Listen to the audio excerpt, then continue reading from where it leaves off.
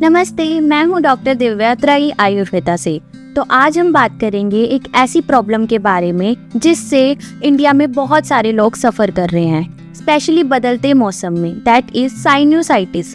तो आज हम साइनोसाइटिस के कॉजेज, सिम्टम्स, ट्रीटमेंट, उसकी हर्बल रेमेडीज की बात करेंगे। साइनोसाइटिस को समझने से पहले हमें पता होना चाहिए साइनस क्या होता है। तो साइनस क्या होता है? हमारी जो फेशियल बोन होती है उसके अंदर छोटी छोटी एयर कैविटीज होती हैं। ये एयर कैविटीज क्या करती हैं? म्यूकस की प्रोडक्शन करती हैं। तो ये जो म्यूकस होता है हमें इन्फेक्शन से प्रोटेक्ट करता है। पर जब साइनस में ब्लॉकेज हो जाए या म्यूकस की प्रोडक्शन बहुत ज़्यादा हो जाए तो क्या होता है? साइनोसाइटिस मतलब इन्फ्लामेशन हो जाती है। तो अब हम साइनोसाइटिस के सिम्टम्स की बात करेंगे। तो साइनोसाइटिस से फ्रीक्वेंट कफ, कोल्ड, स्नीजिंग, सिर में भारीपन लगना, पूरे फेस पे प्रेशर फील होना, ये सब होता है। तो आइए जानते हैं साइनोसाइटिस के कॉजेज के बारे में। साइनोसाइटिस के कॉजेज में सबसे पहले आता है कॉमन कोल्ड, एलर्जीज, पोल्यूशन, और अगर आपको अस्थमा की हिस्ट्री है या डेविएटेड नेजल सेप्टम है तो क्या साइनोसाइटिस होने के चांसेस बढ़ जाते हैं।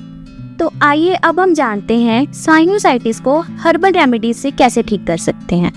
हमें क्या करना है? 1 गिलास गर्म पानी लेना है, उसमें थोड़ी सी अदरक, थोड़ी सी हल्दी और 1 चम्मच हनी मिक्स करके सुबह शाम लेना है।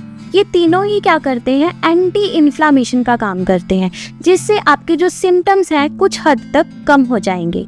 इसके साथ साथ आप स्टीम लेना शुरू कीजिए और साथ में गर्म पानी के गार्गल्स करें। तो इससे क्या होगा? इन्फ्लामेशन कम होगी, बॉडी में हीट आएगी और जो चैनल्स होंगे हमारे वो ओपन होंगे। तो आइए जानते हैं साइनोसाइटिस को आयुर्वेदा की मदद से जड़ से कैसे ठीक किया जा सकता है। आयुर्वेदा में हम नस्याकर्म करते हैं। तो नस्याकर्म में हम आयुर्वेदिक ऑयल और पाउडर को नोज के थ्रू डालते हैं, जो क्या करता है? नोज के सारे चैनल्स को ओपन करता है, साइनस की जो प्रॉब्लम है उसको ठीक करता है और साथ साथ वो ब्रेन से रिलेटेड प्रॉब्लम को भी ठीक करता है।